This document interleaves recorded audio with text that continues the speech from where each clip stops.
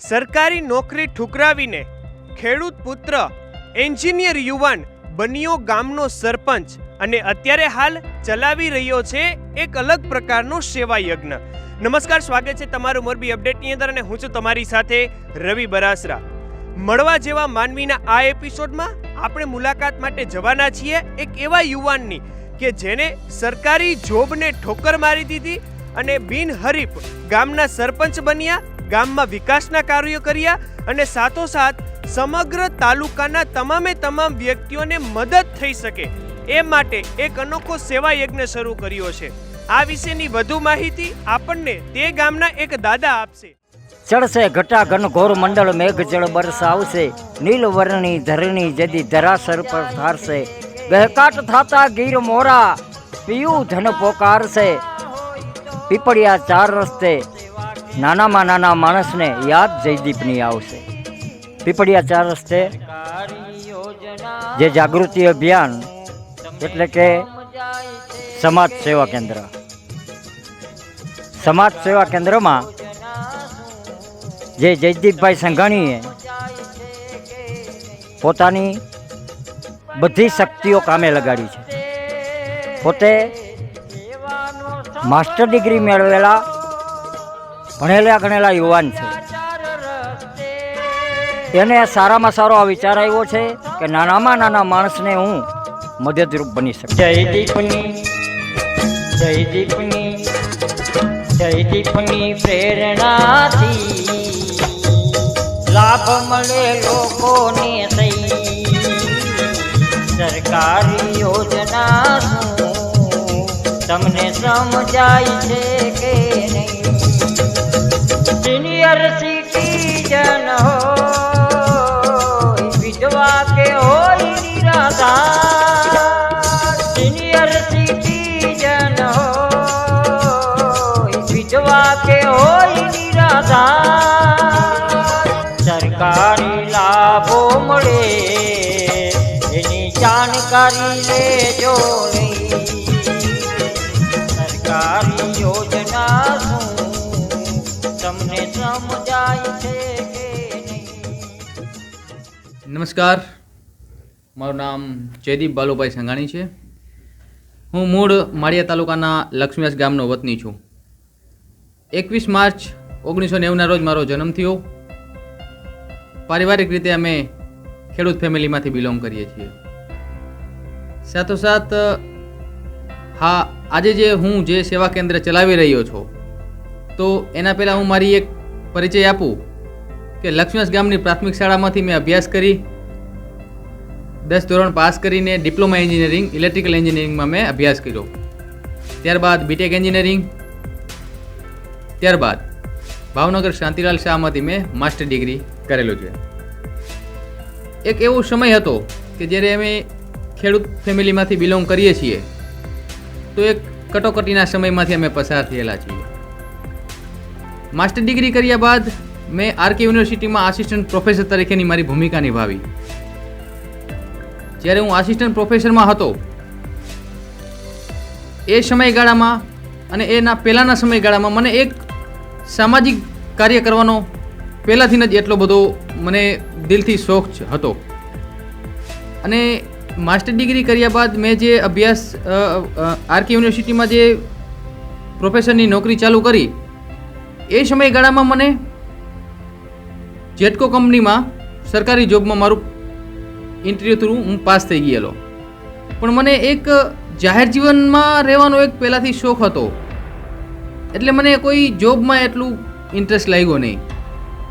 ત્યારબાદ આ બધી જોબોને છોડીને હું મારા વતન મોરબી માળિયા તાલુકામાં પરત ફર્યો અને ભાજપ સંગઠન સાથે જોડાઈને યુવા મોરચાના પ્રમુખ તરીકે મેં મારી જવાબદારી નિભાવી 5 વર્ષ. સાથોસાથ મેં ગામમાં એવા વિકાસના કામો કર્યા જેથી કરીને ગામે મને આજે બિનહરીફ સરપંચ તરીકે નિમેલો છે અને છેલ્લા 4.5 વર્ષથી હું લક્ષ્મીવાસ ગામમાં માળિયા તાલુકાના ગોકળિયું ગામ એવું લક્ષ્મીવાસ ગામમાં સરપંચ તરીકે મારી ફરજ નિભાવી રહ્યો છું. હવે મને એક એવો વિચાર આવ્યો કે જો હું મારા ગામમાં આટલો વિકાસ કરી શકતો હોય અને ગામના લોકોને જો લાભ આપી શકતો હોય તો હું મારા આ કોન્સેપ્ટને કંઈક એવો જ કોન્સેપ્ટ બનાવું કે મારા આખા તાલુકાને લાભ મળે, મારી બુદ્ધિ ક્ષમતાને ધ્યાનમાં રાખીને મેં એક એવો કોન્સેપ્ટ અપનાવ્યો, સમાજ સેવા કેન્દ્ર લોક જાગૃતિ અભિયાન. માળિયા તાલુકામાં આજ સુધી કોઈ એવા વિકસિત કામો થયેલા જ નથી એમ કેવું હોય તો કહી શકાય. કે આપણે જોઈએ માળિયા તાલુકાની તાલુકા પંચાયત કચેરી, મામલતદાર કચેરી બહુ બિસ્માર હાલતમાં છે. તો એને ધ્યાનમાં રાખીને જે મારા તાલુકાના લોકો બહુ હેરાન થાય છે, બહુ પરેશાન થાય છે, કે જે લોકોના કામ થતા નથી સમયે, તો એને ધ્યાનમાં રાખીને મેં એક લોક જાગૃતિ અભિયાન ચાલુ કર્યું. જેની હું તમને વાત કરું તો મેં એક પત્રિકા બનાવેલી છે. આ પત્રિકામાં મેં સરકાર દ્વારા આપવામાં આવતી તમામ સેવાઓ, જેમાં વૃદ્ધ સહાય હોય, વિધવા સહાય હોય, રેશન કાર્ડનું કામ હોય, આધાર કાર્ડનું કામ હોય, દવાખાનાને લગતી મા અમૃતમની યોજનાઓ હોય કે સુકન્યા વાલી દીકરી યોજના, તમામ પ્રકારની સેવાઓને આવરી લેવાનું એક મેં અભિયાન ચલાવ્યું. માળિયા તાલુકાનું સેન્ટર પોઈન્ટ કહેવાતું એક પીપળિયા 4 રસ્તા સેન્ટર પર મેં એક આ સેવા કેન્દ્રની ઓફિસ ચાલુ કરી. અને આ પત્રિકાના પાછળના ભાગમાં મેં એવો ઉલ્લેખ કરેલો છે કે કઈ યોજનામાં કયા પુરાવાની જરૂર પડે. અત્યારે જનરલી આપણે જોઈએ તો ગ્રામ્ય ક્ષેત્રે જે લોકો રહે છે એમાં શિક્ષણની ઘણી ઉણપ છે, જેથી એમને માહિતી નથી. સરકાર સહાયો પુષ્કળ આપે છે પણ એમને માહિતી નથી કે કઈ સહાય ક્યાંથી મળે અને શું પુરાવા જોઈએ. એના માટે ખાસ કરીને મેં એક આ પત્રિકા બનાવેલી છે કે કઈ સહાયમાં કયા પુરાવાની જરૂર પડે. તો કોઈ બી સહાય જોઈએ તો કોઈને, આનો મેન એક મારો મોટિવ એ હતો કે કોઈને કોઈની પાસે લાચારી ન કરવી પડે, પોતે આત્મનિર્ભર બને, સ્વાવલંબી બને. અને ખાસ આ ઓફિસનો મેન મોટિવ એ છે કે માળિયા તાલુકા એક ઓકવર્ડ દિશામાં અમારો તાલુકો આવેલો છે, જેથી માણસોને અહીંયા જવા માટે બહુ જ મુશ્કેલી પડે છે, તથા પૂરતો સ્ટાફ ના હોવાને લીધે ઘણા બધા લોકો હેરાન થાય છે. પૂરતી સુવિધા નથી, બેસવાની સુવિધા નહીં, કોઈ જમવાની ત્યાં સુવિધા નહીં. તો એ ઘણી તકલીફોના લીધે એક આ મેં કોન્સેપ્ટ અપનાવ્યો છે, જેમાં ગામડે ગામડેથી માણસો આવે, અહીંયા આવે, પોતાના પુરાવા રજૂ કરે, એમને અમે યોગ્ય માહિતી આપીએ, તથા સાથોસાથ એમના થતા તમામ કામો અમે યોગ્ય દિશામાં એના કરી આપીએ. આ કોન્સેપ્ટ અપનાવ્યો. હવે સાથે સાથે વાત કરીએ, મેં જ્યારે હવે મારા જાહેર જીવનની વાત કરું તો આજે હું લક્ષ્મીવાસમાં જે સરપંચ તરીકે મારી ફરજ નિભાવું છું, તથા સાથે સાથે મારું સિરામિકનું કામગીરી પણ કરું છું. જ્યારે મેં મારી નોકરી છોડી ત્યારે મને પારિવારિક ઘણી સમસ્યાઓ ઉદ્ભવી. આપણે વાત કરીએ કે સરકારી નોકરી મેં છોડી, મતલબ મેં જોઈન ના કરી, મતલબ પારિવારિક સમસ્યાઓ ઉદ્ભવી કે ફેમિલીનું ઘણું પ્રેશર આવ્યું કે તમારે આ જોબ કરવી જોઈએ, રાજકીય ક્ષેત્ર આપણા માટે છે નહીં, આટલું ભણવા પછી તમે આવી રીતે જશો એ બરાબર નથી. એ ઘણી બધી સમસ્યાઓને મેં દૂર કરી અને આજે હું જાહેર જીવનમાં છું. અને ખાસ આ મારો ઓફિસ કરવાનો મેન એક મોટિવ છે કે હું દિવસના 5, 15, 50 જણાની મદદ કરીશ તો મને રાત્રે સારી નીંદર આવે છે, એમ કહીએ મને આત્માને મજા આવે છે. બસ એ જ મોટિવથી મેં આ કામ કરેલું છે. અને આ કોન્સેપ્ટને મેં ગામડે ગામડે પહોંચાડવા માટે અત્યારે અમે સેવા સેતુનો પ્રોગ્રામ કરીએ છીએ. સરકાર તો કરે જ છે પણ અમે સેવા સેતુનો પ્રોગ્રામ કરીએ છીએ કે જેમાં ઘરે ઘરે વ્યક્તિ દીઠ પત્રિકાઓ આપવી, સાથોસાથ અત્યારે કોરોના મહામારીને ધ્યાનમાં રાખીને વ્યક્તિ દીઠ માસ્ક આપવા અને એની સાથોસાથ એક આ બેગ આપવી, માર્ગદર્શિક બેગ. એટલે આ એક કીટ બનાવીને અમે મારા માળિયા તાલુકાના હરેક ગામડામાં જઈએ અને સેવા સેતુનો કાર્યક્રમ કરીએ છીએ. હમણાં ટૂંક સમયમાં કાર્યક્રમ કરેલો ને ડે બાય ડે અમે કાર્યક્રમ કરતા રહીએ છીએ કે જેથી માણસોના પ્રશ્નો અમે સ્થળ ઉપર જ એનું નિરાકરણ કરી શકીએ.